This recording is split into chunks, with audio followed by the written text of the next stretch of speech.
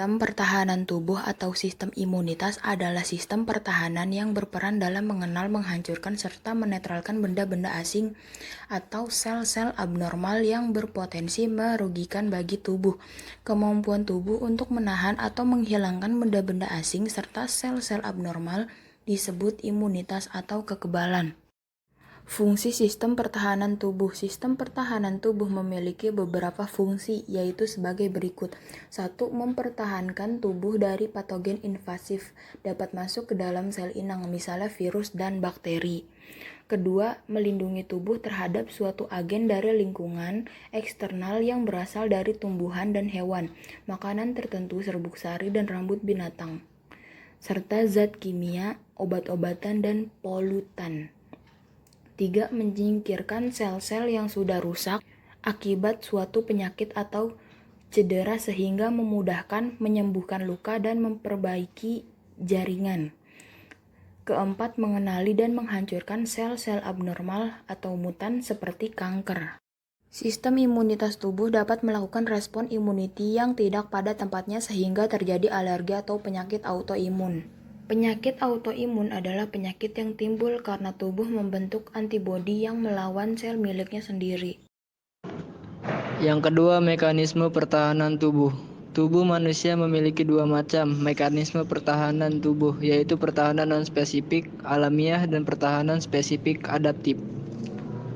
Pertahanan non-spesifik alamiah. Pertahanan non-spesifik merupakan imunitas bawaan sejak lahir, berupa komponen normal tubuh yang selalu ditemukan pada individu sehat, dan siap mencegah serta menyingkirkan dengan cepat antigen yang masuk ke dalam tubuh. Pertahanan non-spesifik meliputi pertahanan fisik, kimia, dan mekanis terhadap agen infeksi, fagositosis, inflamasi, serta zat antimikroorganisme non-spesifik yang diproduksi oleh tubuh. Yang pertama, pertahanan fisik, kimia, dan mekanis terhadap agen infeksi. Kulit yang sehat dan utuh menjadi garis pertahanan pertama terhadap antigen. Membran mukosa yang melapisi permukaan bagian dalam tubuh menyekresikan mukus sehingga dapat merangkap antigen serta menutup jalan masuk ke sel epitel. Cairan tubuh yang mengandung zat kimia antimikroorganisme membentuk lingkungan yang buruk bagi beberapa mikroorganisme. Zat antimikroorganisme lainnya adalah HCI dalam lambung, enzim proteolitik, empedu dalam usus halus, serta keasaman cairan vagina.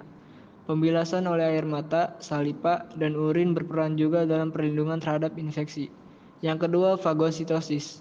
Fagositosis merupakan garis pertahanan kedua bagi tubuh terhadap agen infeksi. Neutrofil dan makrofag bergerak ke seluruh jaringan secara kemotaksis dipengaruhi oleh zat kimia. Makrofag jaringan ikat. Histiosit merupakan makrofag yang menetap atau berkeliaran. Makrofag dan prekursornya monosit yang bergabung untuk membentuk sel raksasa asing, sel multinukleus, sebagai barir penahan di antara massa benda asing yang besar dan pada jaringan tubuh. Sistem fagosit mononukleus sistem retikuloendotelial merupakan kombinasi antara monosit fagositik, makrofag bergerak, dan makrofag jaringan tetap. Inflamasi peradangan. Inflamasi adalah reaksi lokal jaringan terhadap infeksi atau cedera. Tanda-tanda lokal respon inflamasi yaitu kemerahan, panas, pembekakan, nyeri, atau kehilangan fungsi. Tujuan akhir dari inflamasi adalah membawa fagosit dan protein plasma ke jaringan yang terinfeksi atau rusak untuk mengisolasi, menghancurkan, menginaktifkan agen penyerang, membersihkan debris sel-sel yang rusak atau mati, serta mempersiapkan proses penyembuhan dan perbaikan jaringan. Rangkaian peristiwa inflamasi yaitu sebagai berikut. Sel yang cedera atau rusak memproduksi faktor kimiawi, misalnya histamin berasal dari sel mast, serotonin dari trombosit, derivat asam arakidonat, prostaglandin, leukertin, dan tromboksan, dan kinin, protein plasma yang teraktivasi.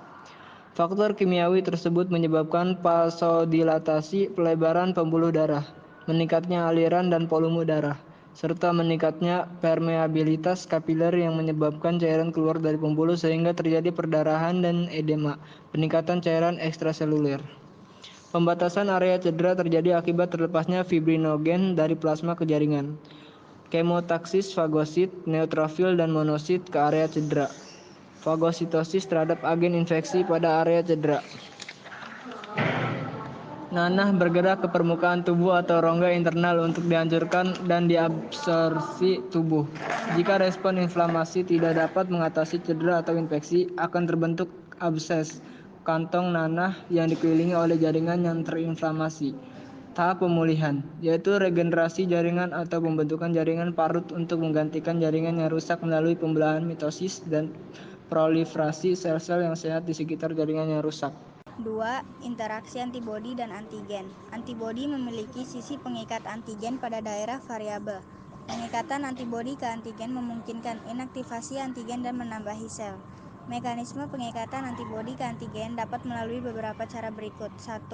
Fiksasi komplement atau aktivasi sistem komplement, yaitu aktivasi sistem komplement oleh kompleks antigen antibodi.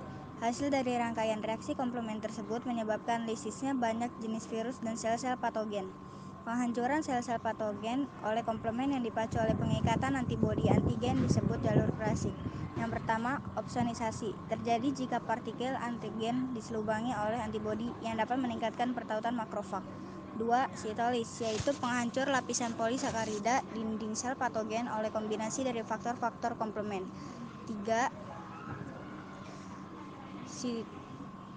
Inflamasi akut melalui aktivitas sel Mats basofil dan trombosit darah. 2. Netralisasi terjadinya jika antibodi menutup situs determinan antigen. 3. Aglutinasi atau penggumpalan terjadi jika antigen berupa materi partikel seperti bakteri atau sel-sel darah merah. 4. Presipitasi pengendapan, yaitu pengikatan silang molekul antigen yang terlarut dalam cairan tubuh. 3. Jenis imunitas atau kekebalan tubuh. Jenis imunitas terhadap penyakit dapat dibedakan menjadi 2, yaitu 1. Imunitas aktif, dapat diperoleh melalui kontak langsung dengan toksin atau patogen, cacar, dan campak. 2. Imunitas aktif buatan atau induksi, merupakan hasil vaksinasi. 3. Imunitas pasif, terjadinya jika antibodi dari satu individu dipindahkan ke individu lainnya. Yang pertama, imunitas pasif alami terjadi melalui pemberian ASI kepada bayi. 2. Imunitas pasif buatan, terjadinya melalui injeksi antibodi dalam serum yang dihasilkan oleh orang atau hewan. Sel-sel yang terlibat dalam respon imunitas. 1. Sel B, limfosit yang berfungsi membentuk antibodi untuk melawan antigen, terbagi menjadi 2, sel B batang dan sel memori B. 2. Sel T, sel limfosit yang mampu mengenali dan membedakan jenis antigen atau patogen spesifik. 3. Makrofag, sel fagosit besar dalam jaringan. 4. Sel pembunuh alami, sekumpulan limfosit non-T dan non-B yang bersifat sitotoksik. 5. Mekanisme respon imunitas humoral atau diperantai antibodi mengenai sebagai berikut. 1. Antigen menginvasi tubuh. 2. Sel T penolong mengaktifkan limfosit B. 3. Klon sel B banyak yang terdiferensiasi menjadi sel plasma. 4. Kompleks antigen antibodi secara langsung menginaktifkan antigen atau patogen. 5. Sebagian tiruan sel B tidak terdiferensiasi dan menjadi sel limfosit B yang menetap pada jaringan limfosit. 6. Mekanisme respon imunitas seluler atau diperantarai sel. Yang pertama, ekstraseluler. Jika antigen diserna oleh makrofag. 1. Antigen ditelan oleh makrofag. 2. Makrofag membentuk molekul MHC. 3. MHC menangkap peptida antigen. 4. Sel T penolong akan mengaktifasi makrofag. Yang B. Intraseluler atau jika antigen menginfeksi sel. 1. Antigen menginfeksi sel tubuh. 2. Sel tubuh membentuk molekul MHC. 3. MHC menangkap peptida virus dan membawanya ke sel T. 4. Sel T teraktivasi oleh kompleks MHC. 5. Sel T yang tidak berdiferensiasi akan menjadi sel T memori. 6.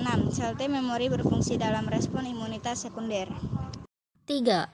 Program dan jenis imunisasi. Program imunisasi adalah kegiatan pemberian kekebalan tubuh terhadap suatu penyakit tertentu dengan bertujuan untuk menurunkan angka terjadinya wabah atau kematian akibat penyakit infeksi yang dapat dicegah dengan imunisasi. Jenis-jenis imunisasi.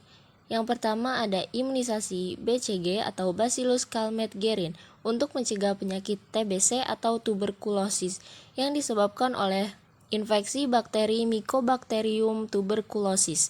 Yang kedua, imunisasi hepatitis B untuk mencegah penyakit hepatitis B atau infeksi organ hati. Yang ketiga, imunisasi polio untuk mencegah penyakit poliomyelitis yang mudah menyebar saat anak berusia 5 tahun.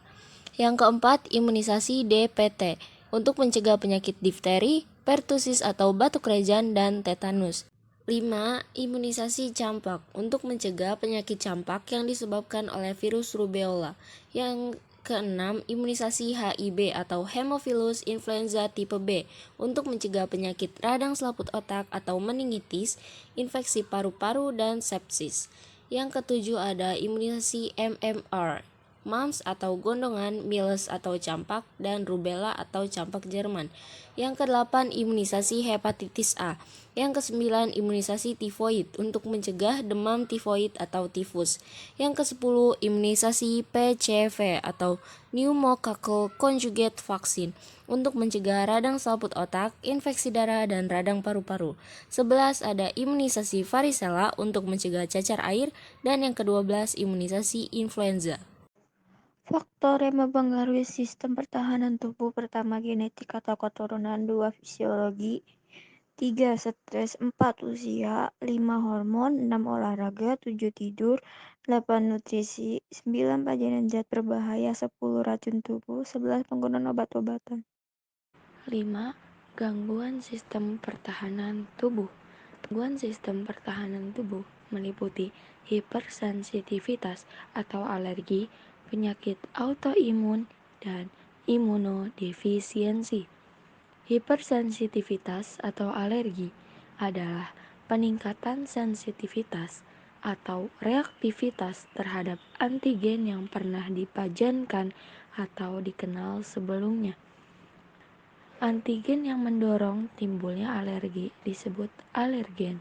Contoh alergen yaitu spora kapang, serbuk sari, rambut hewan, kotoran serangga, karet lateks, obat-obatan, dan bahan makanan.